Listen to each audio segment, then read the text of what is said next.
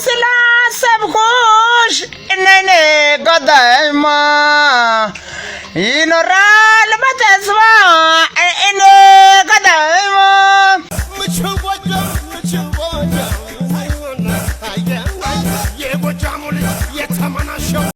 ሰላም ጤና ይስጥልን ክብራትና ክብራኔ ቤንጃ ቲዩብ ቤተሰቦች እንደምን አላችሁ በእያላችሁበት ሁላችሁም ሰላም ሁኑ። ዛሬም እንግዲህ እንደተለመደው አሪፍ የሆኑ ቪዲዮዎች ይዤላችሁ መጥቻለሁ። እነሱን እያየን ሪላክስ እናደርጋለን። እኔ ሐሳብ አስተያየቴን እዚህ በቀጥታ ለእናንተ አደርሳችኋለሁ። እናንተ ደግሞ የኮሜንት ሴክሽን ላይ ቁም ነገርም ባላቸው ቪዲዮዎች በሁሉም ላይ ሐሳብ አስተያየታችሁን በነፃነትና በጨዋነት ማስፈር ትችላላችሁ ማለት ነው። ሁሌ እንደምናደርገው ዛሬም ለታዳጊዎች መልካም ልደት እንላቸዋለን። ለሲሞን ሻሎም፣ ለራኬብ ታደሰ፣ ለቢታኒያ መልካሙና ለሩት መልካም ልደት እንዲሆንላችሁ ተመኝተናል። እደጉልን ነው የምንለው። ለዚህ ቻናል አዲስ የሆናችሁም ካላችሁ ቻናሉን ሰብስክራይብ በማድረግ የቤንጃ ቲዩብ ቤተሰብ ሁኑ። ሁሌ እንደምናደርገው ሁላችሁም ደግሞ ቪዲዮውን ላይክ አድርጉና እኔ ደግሞ ሄድሴቴን አረግና እንጀምራለን። ሰፊ በረንዳ ያለው ባለ 2 መኝታ አፓርትመንት ከዲኤምሲ ሪል ስቴት። ጤና ይስጥልኝ፣ ዲኤምሲ ሪል ስቴቶች ነን። በለቡ መብራት ኃይል እጅግ ዘመናዊ አፓርትመንት እየገነባን ሲሆን ከዚህም ውስጥ ዛሬ የምንመለከተው ሰፊ በረንዳ ስላላቸው ባለ 2 መኝታ ቤቶች ነው። እነዚህ ቤቶች ባለ 2 መኝታ ላይ ባልተለመደ መልኩ ሰፊ ኮሪደር ያላቸው ሲሆኑ በሳሎንና በመኝታ ቤት በኩል እስከ 5 ካሬ ስፋት ያላቸው በረንዳዎችን ያካተቱ ቤቶች ናቸው። በአራቱም አቅጣጫ በአረንጓዴ ስፍራ በተከበቡ ህንፃዎች ውስጥ የሚገኙት እነዚህ አፓርትመንቶች በ8% ቅድመ ክፍያ ጀምሮ ቀሪውን በ8 ዙር ከፍለው ማጠናቀቅ ይችላሉ። እንዲሁም 50% የባንክ ብድር አመቻችተናል። ለበለጠ መረጃ ስክሪኑ ላይ ባለው ስልክ ይደውሉ።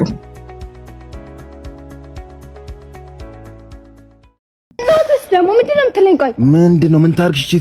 ከነዝናዛዋ ሚስትህ ለመለየት ያገኘኸውን እድል ተጠቀም ይላል መርሁ ነው። እንግዲህ ወንዳ ባልሰጥሽ ገባ አይጠጋህም እና ነው መወቀስ አለብኝ ማለት ነው።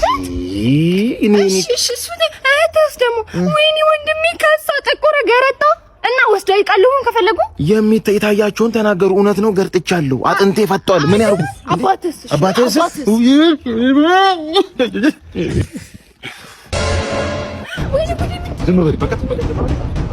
ዝም በል በቃ እንደዚህ ነው። አዲስ ጎጆ አዲስ ቤተሰሪዎች ነን። አባት ያላችሁ ተሰጣችሁ ጫፋችሁን ያላችሁ ህይወት ከአንድ ጊዜ በላይ ቻንስ አትሰጥም። ተጠቀምበትና አምልጥ። ከዚህ ነው አትንከፍ። ምንም የሚያስፈራ ነገር የለም። በጣም ወንድ አሪፍ ነህ አንተ አይደል? ምንድን ታላክ ምን ልትሆን ነው?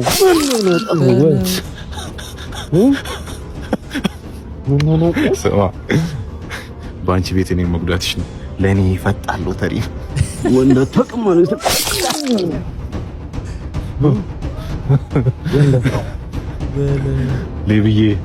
ሌቡካ ሌብነት ከሲኦል አውጥተህ ላከኝ ወደ ገነት የኔ ጌታ።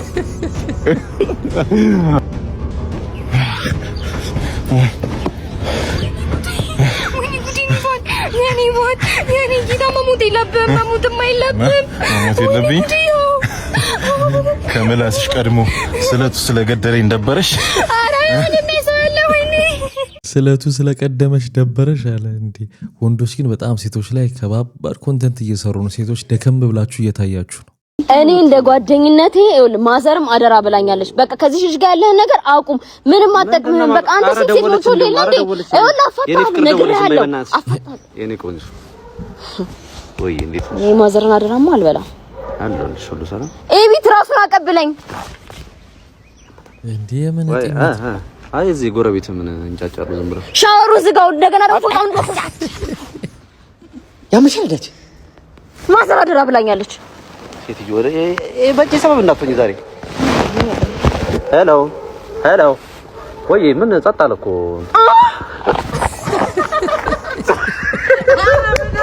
እኔ ፍቅር ታገቢኛለሽ? ዳማል ጤነኛ አይደለህ? እኔ እስራኤል ነኝ፣ አንተ እስራኤል ነህ። ምን ነው ተጋብተን? ፍቅር ታይቶኛል። ምንድነው የሚታየህ?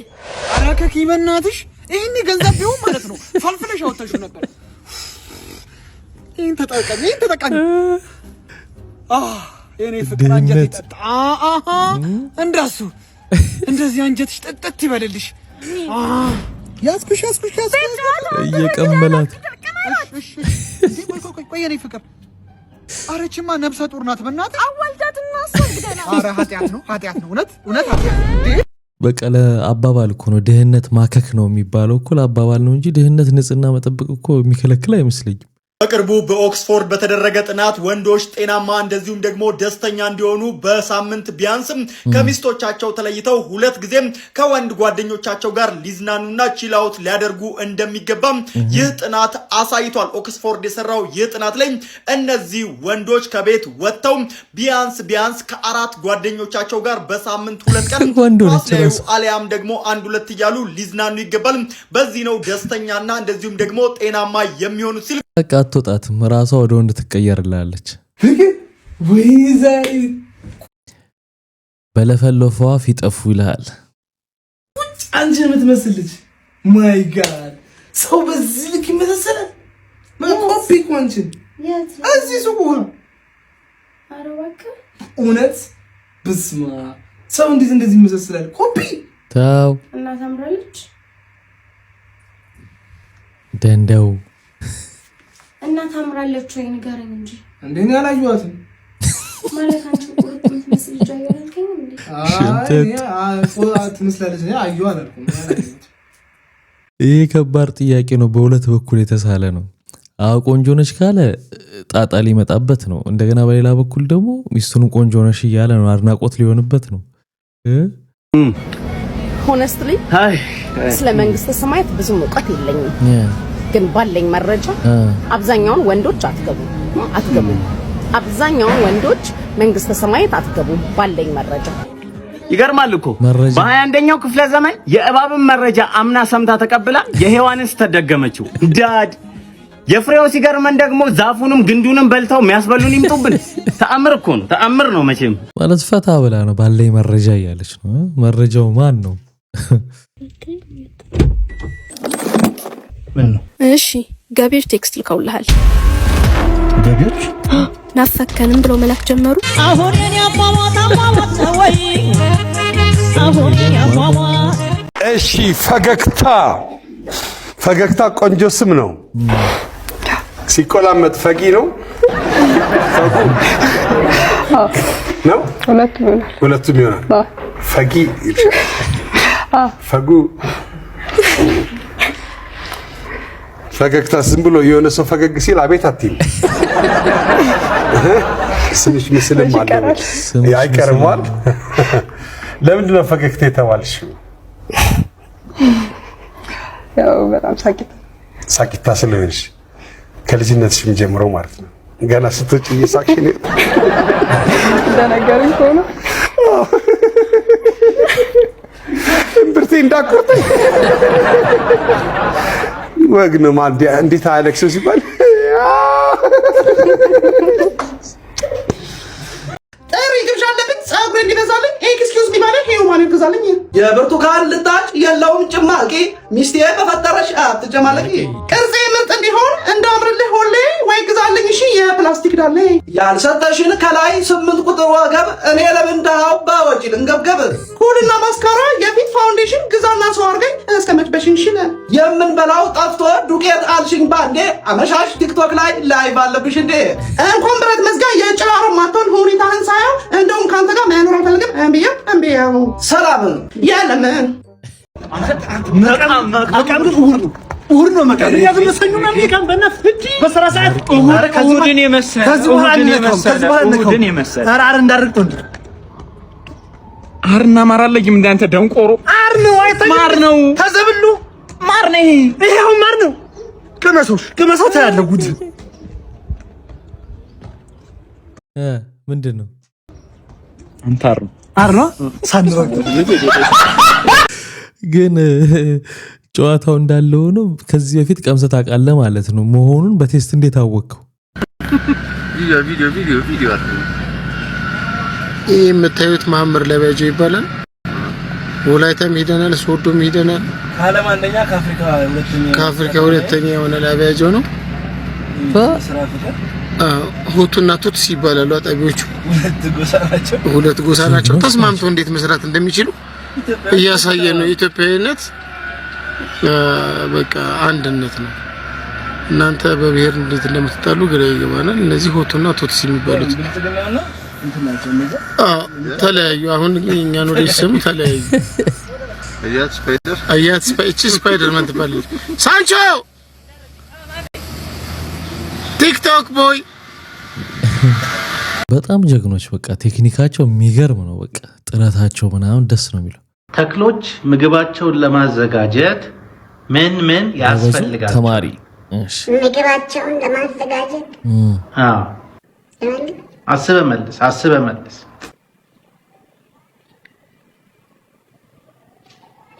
ጨው፣ ዘይትና ሽንኩርት።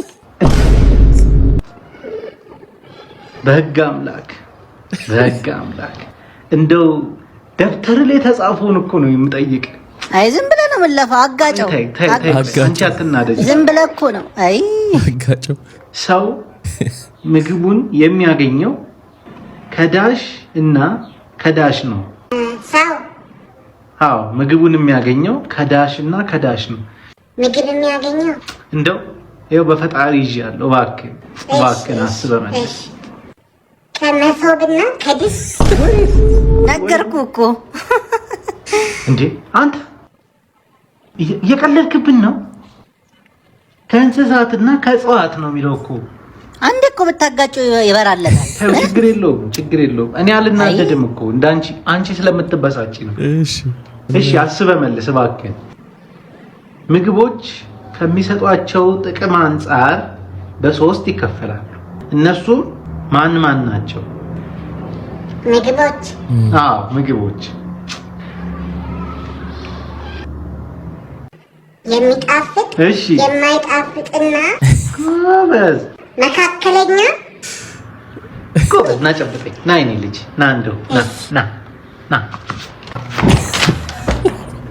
ትጨርሳለህ። ትግስት ነው በቃ አልናደድም ያለው ሰውዬ።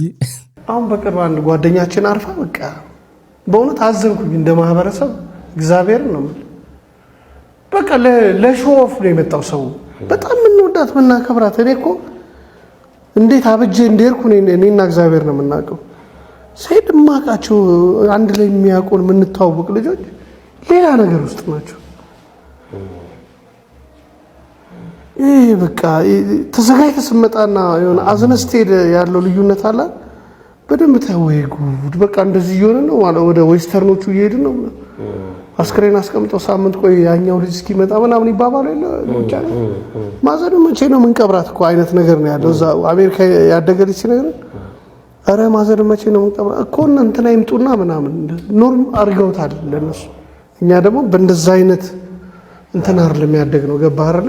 አዎ ልብስ እስኪሟላ ምናምን ሁሉም ጥቁር ይሞላለት ጃንጥላ ይኖር ምናምን ተብሎ አይደለም። የምነው ጸጉር የሚነጨው የምነው ደረት የሚነጨው እንዴ? አዎ ቀብር ላይ አላያችሁም? በቃ እንትና ቀብር ላይ ለበስኩትን አለብሰው ሙሉ ይባላል የሚል ወሬዎች አሉና እንደ ድጋሚ እንዳይታዩበት በደንብ በቃ መነጽሩ፣ ሻርፑ፣ ካፖርቱ ምኑ በቃ ሌላ ሾው ነውና ስለዚህ ነገር በጣም እያወሩ ነበር። ምን ገጠመን? ቅርብ ቀን አንድ የጋራ ፕሮግራም ነበር። እዛ ፕሮግራም ላይ አንድ ጉዳይ ተወራና ሁሉም ሰው እያለቀሰ ነው። ሁሉም እሱ ከጎኔ ነው ያለውና እኔን ጨምሮ በቃ እያለቀሰ እንትና ምናምን እያልን ጨንቆታል። እሱ እምባ የለውም ምናምን ቁልጭ ይላል። ሁሉም ሰው እያንዳንዱ እያለቀሰ ነውና ሳሊ ግድ ነው እንዴ እና እንዴት ትቼ ወጣ ምናምን ደስታዬ ነበር። አይደለም መሰለህ አንዳንዴ አሁን ኦዲየንሱ አያውቅም የምንላቸው ነገሮች ምን ይሸወድባቸው ፋርነቶች አሉ እኛ ጋር። አሁን ነፃ መድረክ ነው የምናወራው። ሰው እንደኝ ኦልሞስት ተቀራራቢ እኩል ነን። በቃ እኔ የሆነ ነገር እዛ ጋር እንትን ያልከው ለእንትን ነው አይደል ይሉኛል። እንዴት አወቅህ አንተ? እሺ ያስታውቃል እኮ ምናምን። ትዝ ካለ ትልቅ ፕሮግራም ነው፣ ካሜራ አለ። አሁን ለካሜራው ለአሌክስም መሰለኝ ነው። በቃ በደንብ አብራርቶታል። አስመሳይነቱ በዝቷል። በቃ ለካሜራው ሾው ሲባል ነው እንጂ የሚደረገው የእውነተኛ አይደለም። ሀዘን ብዙ ጊዜ አይታችኋል። የአርቲስቶች ለቅሶ ላይ ምናምን የሚደረጉት ነገሮች እናውቃለን። የነፍስ ማዳን ነው እና አድናት የነፍስ ማዳን ቲክቶክ ላይ እልክልሃለሁ። ለአንተ ትለቀዋለህ። ለአንተ እልክልሃለሁ፣ ትለቃታለህ።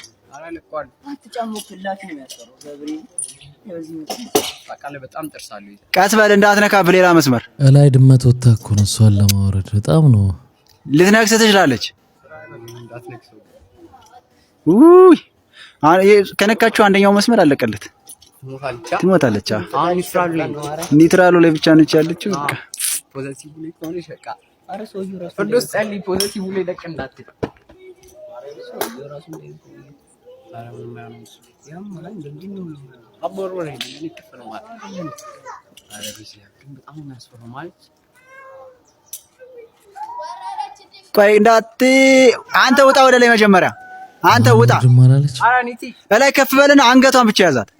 ኔጌቲቭሊ እንዳትወጣ አረ ኤሌክትሪክ ሳይለለ ሮኪ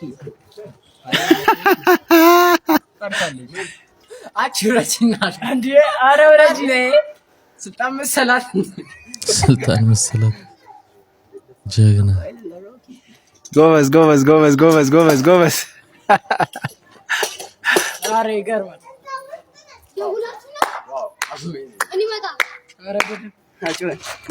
በቃ የሰዓት ነው የምትሄደው ወደ ቤት።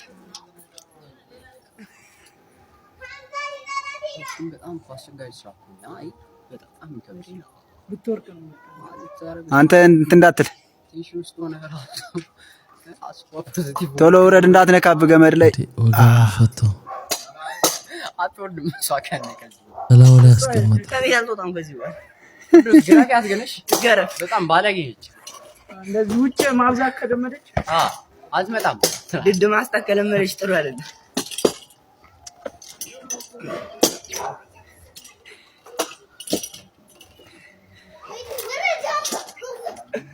ሀያት ለአሁን ዝቅ ስትልላት ልትሄድልህ ነው። እዛ ላይ አንቺ ፍርዱስ ሮጣ እንዳትወጣው ነው። አንተ እንዴት ወጣሽ? እንደምጣ አምጫ ፍርዱስ አምጫት ተነሳ። ያወረዳት ሰው ግን በጣም እኔ ያደነኩት ማለት ጊዜ ሰጥቶ እንደዚህ ኃላፊነት ወስዶ ማውረዱ። በውጭው ዓለም እንስሳቶች እንዲህ አይነት ቦታ ላይ ከወጡ ማይሆን ቦታ ከተቀረቀሩ ተጠርቶ ተደውሎ በደም በስነ ስርዓት አሉ። እኛ ጋርም እንደዚህ አይነት ሰርቪስ ኖሮ ነው ወይ የሰፈር ሰው ይመስለኛል። ግን እኔ በፕራይቬት ጀት ኢትዮጵያ እናመጣታለን። እሷን ደግሞ 1 ሚሊዮን ከገባች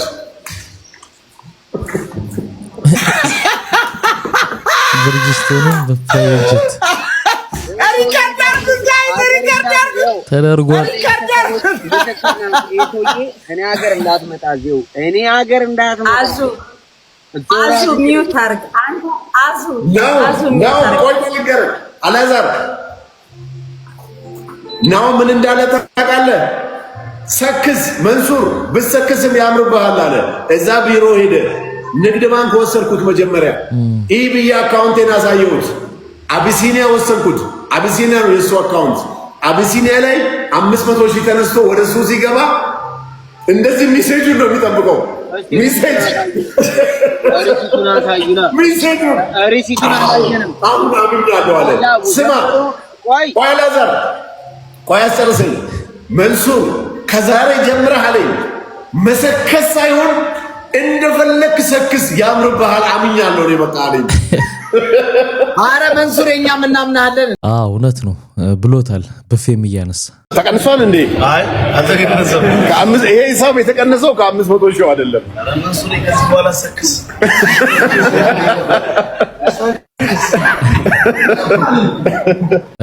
ሰክስ ብሎታል። በነገራችን ላይ ዛሬ የሚለቀቅ ወደ በኋላ 12 ሰዓት ላይ የሚለቀቅ ፖድካስት አለን። በዚህ ሽልማት ዙሪያ ከጀርባ ያለውን ነገር መረጃው ስለተገኘ እዛ ላይ ማየት ከፈለጋችሁ የፖድካስት ቻናላችንን ሊንክ እዚህ ጋር አስቀምጥላችኋለሁ። ማታውቁ ፖድካስት ቻናል እንዳለን ማለት ነው። ግቡና ሰብስክራይብ አድርጋችሁ ቤተሰባችን እንድትሆኑ በትህትና ጠይቃችኋለሁ። በቃ አንድ ሰው መጥቶ በቃ ሰው አርገኝ እንደው ብሎ መጥቶ ከኔ ጋር ግጥምና ዜማ ቅንብር ሚክሲንግ እና ማስተር ጠቅላላ 60 ሺህ ብር ነው። 60 ሺህ ብር ያስወጣል። እዛ ቪዲዮ ደግሞ አንድ ስንት ያስወጣል? አሁን ቪዲዮ ትንሽ ወጪ አለ። ምክንያቱም የምትታይበት ነው በተለያዩ አልባሳት ዳይሬክቲንጉን የሚፈልገው መጠን ሎኬሽኑ ስለዚህ ቪዲዮ ክሊፕ በጣም ብዙ ወጪ ለባለሙያ ከሚከፈለው ለቪዲዮ ባለሙያ ከሚከፈለው በላይ ምንድነው ለክሊፑ አንተ የምታወጣው ወጪ ከፍተኛ ነው። በትንሹ 300 ሺህ ብር። ለዚህ እኮ ነው እንዳሸን የፈሉት። ጆሲ ዘፋኝ ነው ወይስ አይደለም?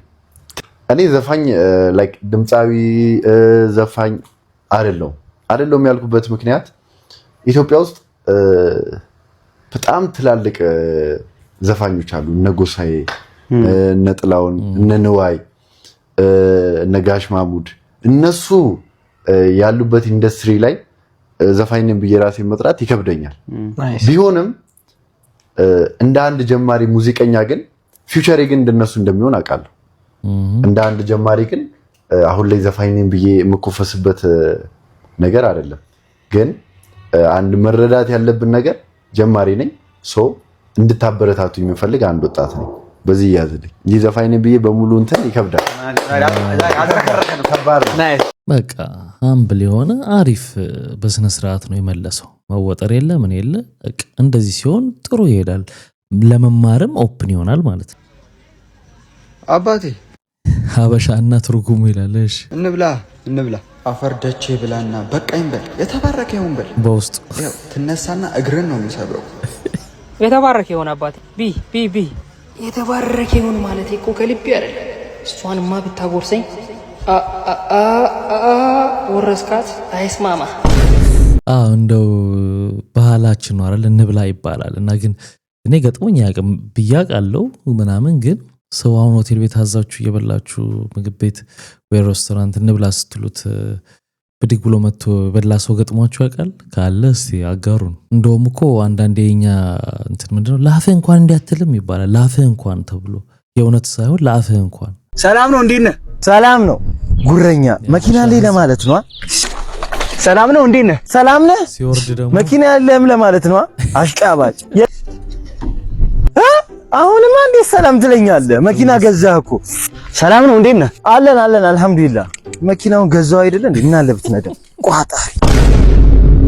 ይሄው እኮ ነው የሃያዋን እንትን በመኪና ሰርተውት ነው። በቃ ስትነዳም ሰላም ስትልም ከመኪና ወርደ ብታከብርም አይቀርልህም።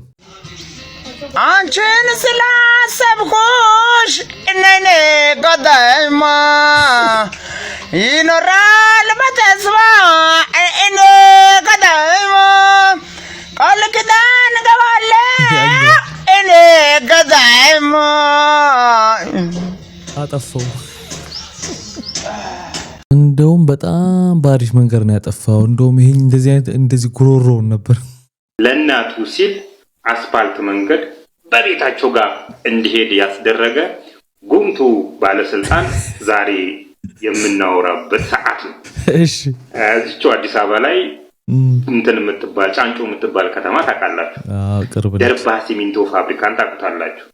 ደርባ ሲሚንቶ ፋብሪካ ያለው ደርባ ከተማ ውስጥ ሳይሆን በቾ የምትባል ከተማ ውስጥ ነው ያለው። ትንሽ ከተማ አለች በቾ የምትባል።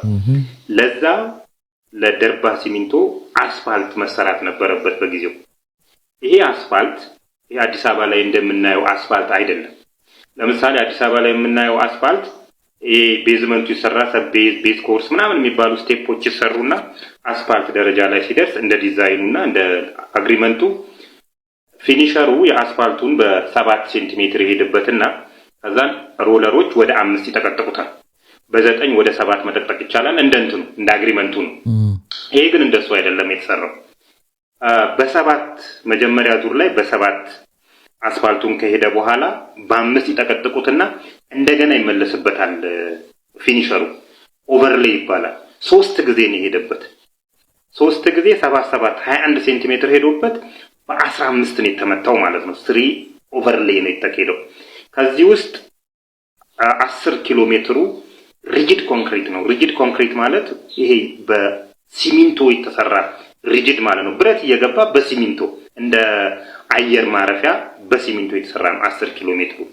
ምክንያቱም የደርባ ሲሚንቶች ነው የሚመላለሱ መኪኖች ከፍተኛ ክብደት ስላላቸውና የውሃማ ረግረጋማ ቦታዎች በመሆናቸው ምክንያት ነው አካባቢ። አሁን ወደ ጉምቱ እንሂድ። እንግዲህ መንገዱ ከጫንጮ ይነሳል። ሮብ ገበያን መሀል ለመሀል ይሰነጥቃታል።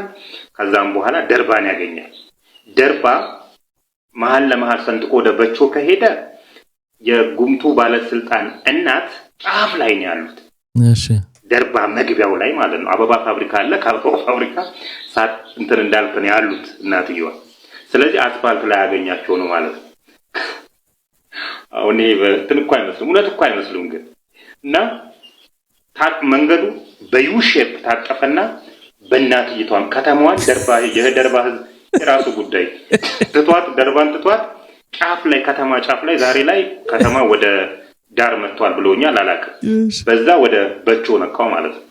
የደርባ ህዝብ እንዳይጮህ በአንድ ሌየር 2 ኪሎ ሜትር ነው 1 ኪሎ ሜትር እንዲህ ወደ ጎን ሰራለት ማለት ነው። በእርግጥ እንደዚህ አይነት ለእናታቸው ሲሉ ምናምን እንትን ዲዛይን ያስቀየሩ ሰዎች ብዙ አሉ። አዋሳ ላይም አለ ብለውኛል።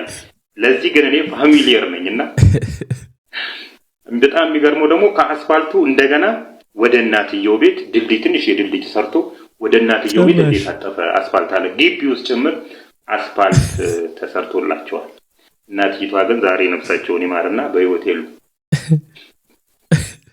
አስፋልት አይደል? ኧረ እንኳን ቤታቸው ውስጥ ሳሎን ውስጥ አስፋልት የለም። የኛ ሀገር ባለስልጣኖች እኮ እስማ ከሁለት ብሔር የተወለዱ ልጆች የብሔር ማንነታቸው የትኛው ነው ስለሚለው ህጉ ምን ይላል? እንዲቆያችሁ ጠበቃ ሰብለሰፋ ነኝ። እንግዲህ ኢንቦክስ የተደረገልኝ አንድ ጥያቄ ነበር። ያም አንድ ተመልካቼ ከሁለት የብሔር አባላት እናትና አባት እንደተወለደና ከዚህ አንፃር ህጉ የሱን የብሔር ማንነት በተመለከተ የሚለው ነገር ካለ ዲስከስ እንዳደረገው ኮንቴንት እንሰራበት ጠይቆኛል። ጉዳዩ ኢንተረስቲንግ እና አብዛኞቻችንን ብዙ ጊዜ ጥያቄ የሚፈጥር መሆኑን ስለምገነዘብ ነው የሰራሁበት። ከዚህ አንፃር በኢትዮጵያ እንደምታውቁት የአንድ ሰው ብሔር ማንነት የሚወሰነው በባህል ለዘመናት በቆየ ልማድ መሰረት በአባት ማንነት ነው። ስለሆነም ለምሳሌ አንድ ሰው የእናቱ ብሔርና የአባቱ ብሔር ከተለያየ በኢትዮጵያ በስፋት ባለው ባህል መሰረት የብሔር ማንነቱ የአባቱ የብሔር ማንነት ነው የሚሆነው። ከዛ ውጪ በህግ በግልጽ በተለይ እንደዚህ ከሁለት የተለያዩ ብሔሮች የሚወለዱ ልጆችን አስመልክቶ የብሔር ማንነታቸው ይሄ ነው የሚል ነገር የለም። የኢፌዴሪ ህገ መንግስት በዚህ ረገድ በተለይም ከሴቶች መብቶች አንጻር ፈጥሯል የሚባለው ክፍተት በኢትዮጵያ ባህል መሰረት የአንድ ሰው የብሔር ማንነትን በመወሰን ረገድ የአባት ብቻ ማንነት ከግምት እንደሚገባ በሚታወቅበት አግባብ ህገ መንግስቱን ያረቀቁ ሰዎች በኢትዮጵያ በተለይም ደግሞ ከሁለት ብሔር የተወለዱ ሰዎችን አስመልክቶ የብሔር ማንነታቸው ውህድ ማንነት ምን አይነት ቦታ ሊሰጠ ይገባል፣ ከዛም በተጨማሪ እናት በብሔር ማንነት ላይ የሚኖራት ሚና ምን መሆን አለበት የሚለውን በግልጽ ኢፌዴሪ ህገ መንግስቱ ባለማስቀመጡ እና በሌላ በኩል ደግሞ ለብሔር ማንነት ከፍ ያለ ቦታ በመሰጠቱ በስፋት የነበረው ባህል ማለትም የአንድ ሰው የብሔር ማንነት መወሰን ያለበት በአባቱ ነው የሚለው እንዲቀጥልና በተለይም ከ1983 በኋላ የብሔር ማንነት ላይ ማዕከል ያደረገው ፖለቲካ ተከትሎ በፖለቲካ ኮንስቲቱሲ በፖለቲካ ስልጣን ለመወከልም ሆነ ለመወከል አንድ ሰው ከግምት የሚከተትበት የብሔር ማንነቱ ነው። ያ ደግሞ የብሔር ማንነት መሰረት የሚያደርገው ከአባቱ ብቻ ነው ማለት ነው። ስለሆነም ውህድ ማንነት ያላቸውን ሰዎች አስመልክቶ ብሔራቸው የቱ ነው የሚለውን በግልጽ በህግ የተቀመጠ ነገር የለም። በተለይ የኢፌዴሪ ህገ መንግስት በ1983 ይህንን ነገር አስመልክቶ ምንም ባለማለቱ በባህል የነበረው የአባት ብቻ ማንነትን የሚወሰን አዝማሚያ እንዲቀጥል አድርጎታል ማለት ነው። ስለሆነም የተለየ የእናት ማንነት የተለየ በመሆኑ ብቻ በህግ ረገድ የብሔሩ የተለየ ማንነት ያሰው እንዲኖረው የሚያደርግ የህግ ማቀፍ የለም። እንግዲህ በጣም የሚገርም ነገር ነው ይሄ ነገር። የወላጆቹ እናትና አባት ቢሆኑም በአባት የመጠራት ነገር አለ ብዙ ጊዜ በልምድ ነው። ግን በባህል እንዳለችውና በህግ ምንም አይነት ማዕቀፍ የለውም። ለምሳሌ ብሔርን ያማከለ እንደው በቀላሉ ለማለት ያክል ጥቅማ ጥቅም ቢኖር እንኳን በአባቱ በኩል ባለው ስለሆነ የሚታየው በእናቱ በኩል ባለው ነገር ምንም አይነት ነገር ላይኖረው ነው ማለት ነው።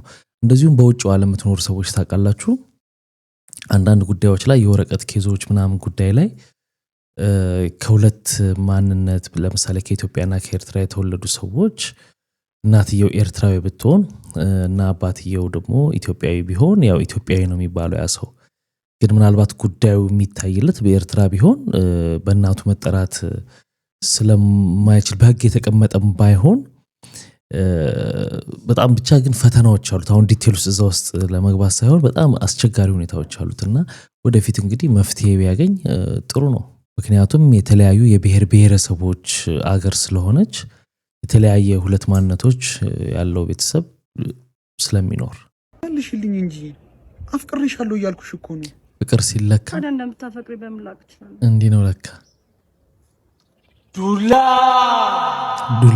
እርገጣት ጠፍጥፋት አናፍጣት ይዘ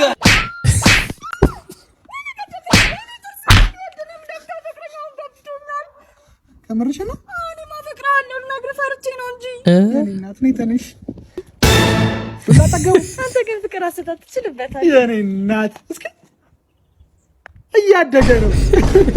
እስቲ ላሉ እንዲህ አይነት እህቶች ታውቃላችሁ። እኔ ቅርብ ጊዜ ራሱ ሰምቻለሁ በቲክቶክ ላይና እንዴ ካልመታኝማ እንዴት እንደሚወደኝ አውቃለሁ የሚሉ ሰዎች በዚህ ዘመንም አሉ። ይሄው ጨረስክ? እሺ እንዴ ቆይ ምንድነው? አባትህ ነው? የማ አባት? ያንተ ያማል እንዴ? የሳልከው እኮ እባብ ነው። አይ አባትን እየሳልኩ እያለ አወራረደ የተመቸኝና በዛው እባብ አደረኩት። ምን እየቀለድክ ነው ወይስ የምርን? በእርግጥ የሰጠኝ ፎቶ ስለጠፋብኝ በባዶ ከመሸኝ ብዬ። እሺ የተቋቆረው ምንድነው? ስለሱ እንኳን አታስብ፣ ተሳስቼ የሰረዝኩት ነው። ቆይ ግን ጤነኛ ነህ? ምን ነው ደበረህ እንዴ? ሰውነቴ ላይ ተጫውተ ደበረህ ትለኛለህ? ከደበረህ እኮ መሰረዝ ይቻላል። ፋራ ነህ እንዴ? የናትህ ፋራ። ይሄ ሰውዬ በቃ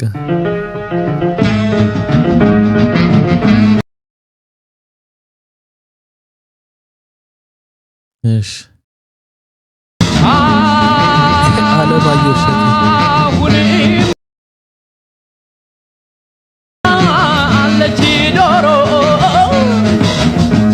እኔ ግን አሁን የገባኝ ይሄ ልጅ ይችላል፣ ስዕል በደንብ ይችላል በእርግጠኝነት። ወደፊት የኔ ግምት ነው ይሄ አሁን የተሳለው ስዕል እዚህ አሁን አንዳንድ ቦታ ለጎብኝት ስትሄዱ መንገድ ላይ የሚስሉ ሰዎች አሉ። መልካችሁ እናንተ ነው ይመስለው ግን ምንድነው የሆነ ስም አለው። በቃ ጭቅላታችሁን ትልቅ ያረጉና ምናምን ይስሏችኋል ምናምን። እንደሱ አይነት የተሳለ አሳሳል ነውና ሌሎቹንም አውቆ ይመስለኛል እንደዛ የሚያበላሸው እንጂ በጣም ይችላል።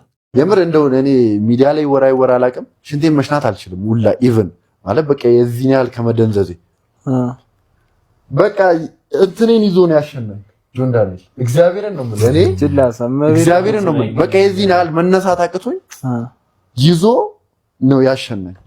የዚህን ያህል ነው የምልህ በቃ አይ ጆን ዳንኤል አልኩ። በቃ ከዛ በኋላ ምንም ቢያረገኝ ጆን ዳንኤል ከምንም አልቆጥረው። ጨዋታ ነው የምሬን ነው ቢያረግ ጨዋታ ነው። ምንም ቢያረገኝ ከእንዲህ ከክፉ አልቆጥረው። ወንድም ነው ተበቆ ያኔ ነው ወዳጅ የምታውቀው በእንደዚህ ሰዓት ነው እውነት። እና ማዘር የነገረች ያን በቃ ደረጃ ጋር እየተሰቀሰቀች ስታለቅስ ብርድ ነው እንግዲህ በማታ ነው ጃኬቱን አውልቆ ሰጥቷት አብሮ ምንም አብሯት እያለቀሰ የምሬን ነው። ለምን አይገለኝም? እውነቴን ነው እማስታወሰው በቃ እኔ ላይክ ማይንዴ ላይ ያለው ያቺ ቀን ነች። ይሄ ከሁለታ በላይ በምንም ላይ መክፈል አልችልም። በምንም አለቀሰ። እኔ ጆን ዳንኤል እኔ አሁን ድረስ ይገርመኛል ለኔ ብሎ እንዴ ወዳጅ በቃ እንደዚህ ደስ ይላል። ገባ ሲደርስልን። በነገራችን ላይ ጆን ዳንኤልን በጣም በዙሪያ ያሉ ጓደኞቹ በጣም ብዙ ነገር እንዳረገላቸው ሌሎችም ሰዎች ምናምን በጣም ያነሱታል። በቃ ክፉ ቀን ሲገጥማችሁ እንደዚህ ነው። ግን ደስ የሚል ዜና ተሰምቷል። ከነሱ ውስጥ እንግዲህ በከፊል እንዲፈቱ ተወስኖላቸዋል። የካቲት 20 በነበረው ቀጠሮ ደግሞ ፍርድ ቤቱ ተከሳሾች ከቀረቡባቸው ክሶች ውስጥ ክስ 2ን በመተው በሌላ እንዲከላከሉ ብይን ሰጥቷል። በዚህ መሰረት ተደራራቢ ክስ ስለሌለባቸው እንዲሁም ደግሞ ይዲዲያ ነጻነት የተባለችው ተከሳሽ ነፍሰ ጡር መሆኗን ከታሰረች በኋላ በማወቋ እንዲሁም በአሁኑ ወቅትም የመውለጃ ቀኗ በመድረሱ የዋስትና መብት ይከበርልን የሚል ጥያቄ አቅርበው ነበር። ይሁን እንጂ የከፍተኛው ፍርድ ቤት መጋቢት 17 ቀን 2017 ዓ.ም በነበረው ቀጠሮ የተከሳሾችን የዋስትና ጥያቄ ሳይቀበለው ቀርቷል። ተከሳሾች የከፍተኛው ፍርድ ቤቱን ውሳኔ በመቃወም በጠቅላይ ፍርድ ቤት የዋስትና ጥያቄያቸው ያስቀርባል ተብሎ ሲታይ ቆይቷል። ዛሬ ሐሙስ ግንቦት 14 ቀን 2017 ዓ.ም በነበረው ቀጠሮ ፍርድ ቤት አንደኛ ተከሳሽ ዮሐንስ ዳንኤል 2 ተደራራቢ ክሶች ያለበት እንደተጠበቀ ሆኖ አማኑኤል መውጫ፣ ናትናኤል ወንደሰን፣ ኤልያስ ድሪባ በአንድ ክስ ብቻ ተከላከሉ የተባሉ ቢሆንም የቀረበባቸው ክስ ከሚያስቀጣው ከባድ ቅጣት አንጻርና በስነ ስርዓት ሕጉ ዋስትና ሊያስከለክል የሚችል ምክንያት አለ ብለን በማመናችን የስር ፍርድ ቤት በዋስትና ቢወጡ ቀጠሮ አክብረው አይመጡም ብሎ የወሰነውን ውሳኔ አጽንተነዋል ሲል ወስኗል። ሌኒ ክንፈና የዲዲያ ነጻነትን በተመለከተ ችሎቱ ዋስትና የፈቀደ ሲሆን በውሳኔው ዝርዝር ላይም ሌኒ ክንፈ ህመም ያለባትና ሕክምና እየተከታተለች መሆኑን የሚገልጽ የሕክምና ማስረጃ ለዚህ ፍርድ ቤት በማቅረቧ ዲዲያ ነጻነት ደግሞ ነፍሰ ጡር ሆና ክርክር ስታደርግ በመቆየቷ አሁን ደግሞ ወልዳ ሕፃን ልጅ ይዛ በችሎት እየተገኘች በመሆኑ በዋስ ቢወጡ በቀጠሮ ቀናቸው ይገኛሉ የሚል እምነት ፍርድ ቤቱ በመያዙ እያንዳንዳቸው 100,000 ብር ዋስትና አቅርበው በዋስ ይውጡ ሲል ውሳኔ ሰጥቷል። እንግዲህ እንደ ቀላል የተጀመረ ነገር በጣም ብዙ ዋጋ አስከፍሎ እዚህ ደርሷል። ግን ቢሆንም በተለይ አራሷ ያችኛው ህመምተኛ ነች መፈቀዱም ይሄም ትልቅ እድል ነው። በቀጣይ ደግሞ የሌሎቹ የሚታይ ይሆናል ማለት ነው በህጉ መሰረት።